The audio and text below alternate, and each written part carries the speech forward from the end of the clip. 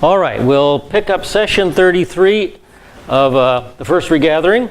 We'll be watching the next section, part 5 of Israel, A Nation is Born. Part 5 covers 1973 to 1991. So we'll look at the history of Israel through the eyes of Foreign Minister Abba Eban. And we'll finish up this DVD series. Now last week we saw that the Intifada got started.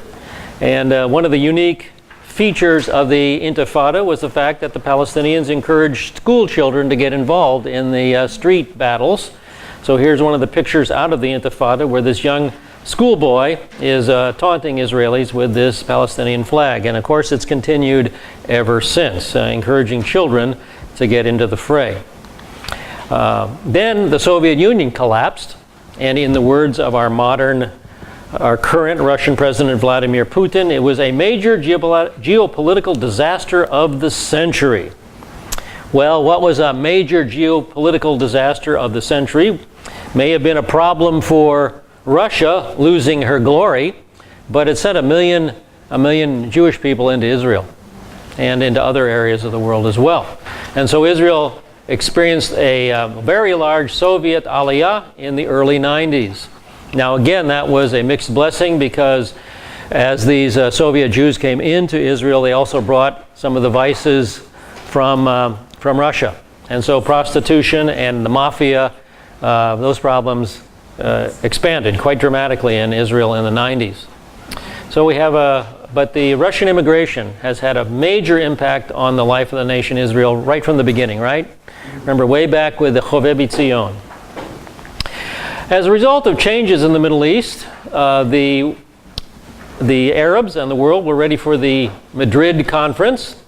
It was a two-section conference. One section was the two-party talks. It was supposed to heal the conflicts of the past. It was supposed to be two-party talks between Israel and Lebanon, Israel and Syria, Israel and Jordan, and Israel and the Palestinians. The hope was a peace treaty from each of those countries. Well, the only peace treaty that occurred was from Jordan. The other group was the collective talks designed to position the region for the future. So the Madrid Conference began, quote, the peace process. The peace process seemed to get off to a good start with Rabin and Yasser Arafat signing their Declaration of Principles, September 13th, 1993. The first stage would be interim self-government arrangements moving toward permanent status arrangements. Then the Gaza-Jericho Agreement was partially implemented. It consisted of the withdrawal of Israeli forces from Gaza and Jericho. It happened quite quickly from Jericho, but took quite a number of years to happen from Gaza. Then Jordan stepped forward and signed a peace treaty with Israel. Remember, I've said it a number of times. If any Arab nation steps forward with serious offers for peace, Israel is right there.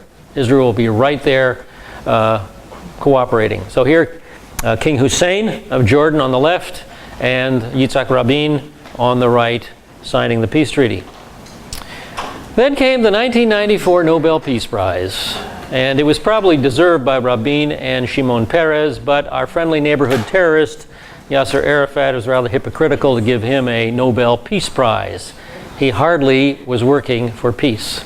So it's kind of a blot on the Nobel Committee for that one. Well, Arab terrorists did their best to destroy the peace process, and we had our terrorists too. We do, unfortunately. We have our terrorists. Probably the most famous is Dr. Baruch Goldstein, a medical doctor who took his Galilee rifle, his assault rifle, and marched into the tomb of the patriarchs in Hebron and shot up the Muslim people that were praying in the